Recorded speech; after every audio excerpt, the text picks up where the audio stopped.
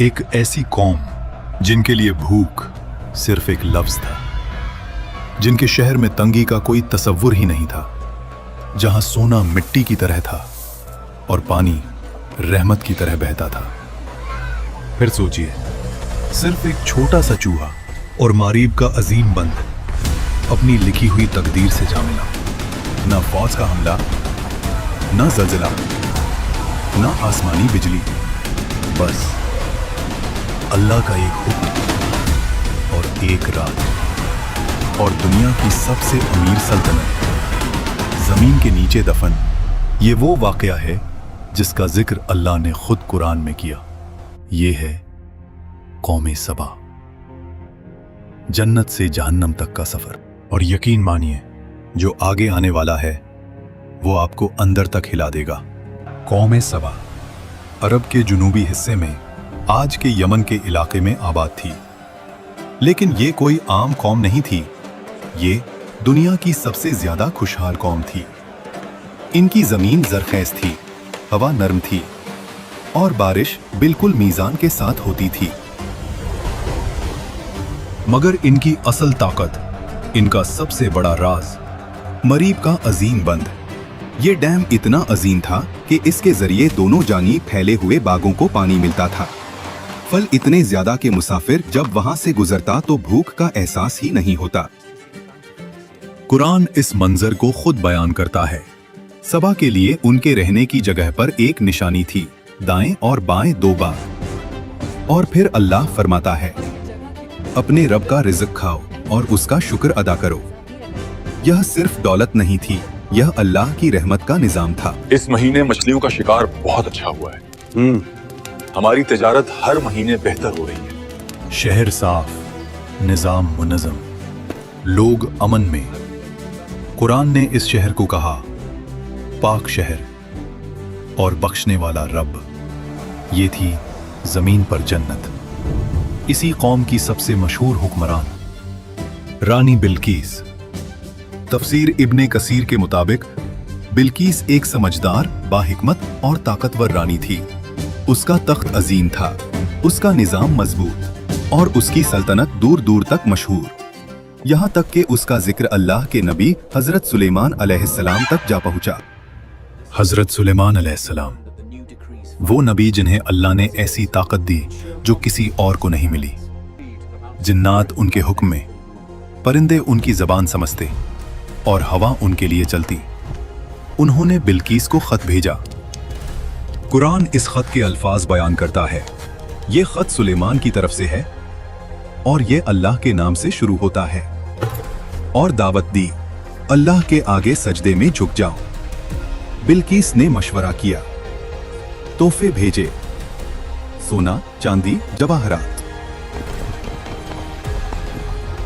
मगर सुलेमान अलैहिस्सलाम ने सब वापस कर दिया और फरमाया, जो अल्लाह ने मुझे अता किया है वो तुम्हारी दौलत से कहीं बेहतर है।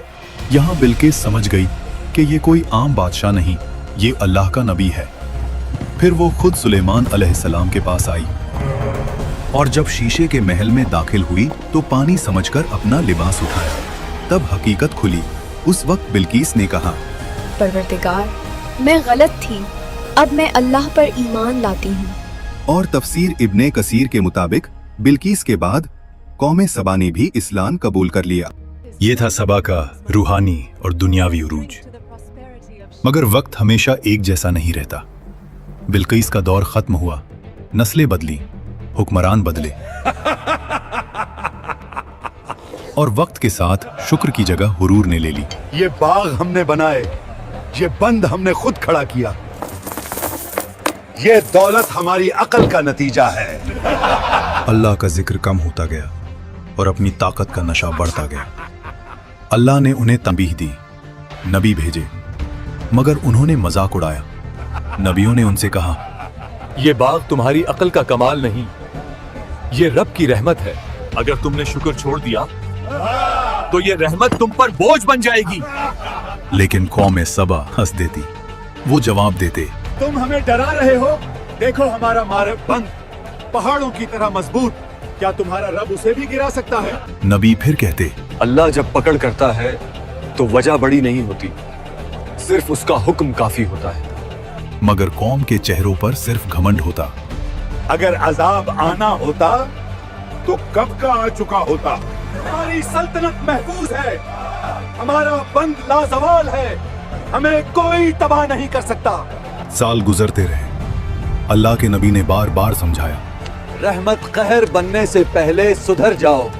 मगर उनके दिल पत्थर ही रहे। हमारी बराबरी करने चला है, इसकी औकात ही क्या है। नबी पुकारते रहे, बंद से नहीं, अल्लाह से डरो। हमें अजाब से डराना बंद करो, हम अपनी ताकत और दौलत से उसे रोक देंगे। और यहीं से उनके जवाल का फैसला हो चुका था। कुरान यहाँ एक ऐसी बात बताता है जो अकल को हिलाकर रख देती है। अल्लाह फरमाता है, तो जब उन्होंने पीठ फेरी, हमने उन पर बंद तोड़ देने वाला सैलाब भेज दिया। रिवायतों के मुताबिक मरीब डैम की बुनियाद में चूहों ने सुराख करना शुरू किया। लोग देखते रहे, मगर घमंड में अंधे थे। ये बंद हमारी ताकत की निशानी है, ये चूहे इसका कुछ नहीं बिगाड़ सकते। फिर वो रात आई, लोग सो रहे थे, शहर खामोश था और मरीब डैम आखिरी सांस ले रहा था। पहले एक आवाज आई, फिर दूसरी, और अचानक बंद टूट गया। पानी जो कभी रहमत था, अब कहर बन चुका था। लोग चीखने लगे। कोई बोला, बंद तो मजबूत था, खुदा के लिए भागो। मगर भागने का कोई रास्ता नहीं था। कुरान के अल्फाज हैं, फिर हमने उन पर बंद तोड़ देने वाला सैलाब भेज दिया। नबी की आवाज गूंजती रही, ये वही है जिससे तुम इनकार करते रहे। या अल्लाह, हमें बचा ले, हमसे गलती हो गई, मेरी मदद करो। उठती लहरें शहर पर गिरती गईं, हर कोने को अपनी लपेट में ले रही थी। घर, बाग और बाजार सब एक साथ डूब गए। लोग चीख रहे थे, सिर्फ अपनी जान बचाने की कोशिश में। कुछ गिर रहे थे, कुछ लहरों में घुल रहे थे, और हर शोर सिर्फ कहर में घुल गया। आखिर में एक ऊंची लहर उन सबको हमेशा हमेशा के लिए खामोश कर गई।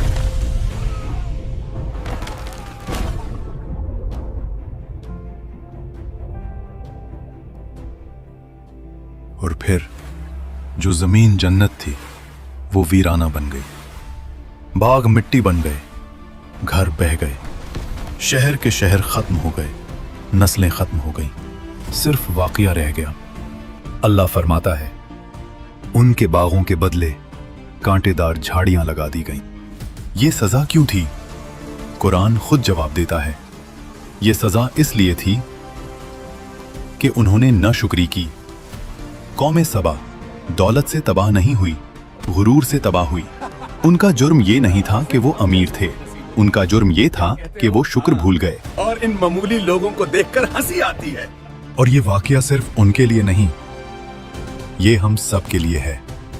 अगर अल्लाह की दी हुई नेमत अल्लाह से दूर कर दे तो वो रहमत नहीं रहती, अजाब बन जाती है।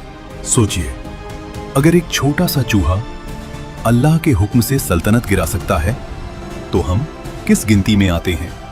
कमेंट्स में लिखो, दौलत या गुरूर, किस चीज ने कौमों को तबाह किया? वीडियो को लाइक करो और चैनल को सब्सक्राइब करो।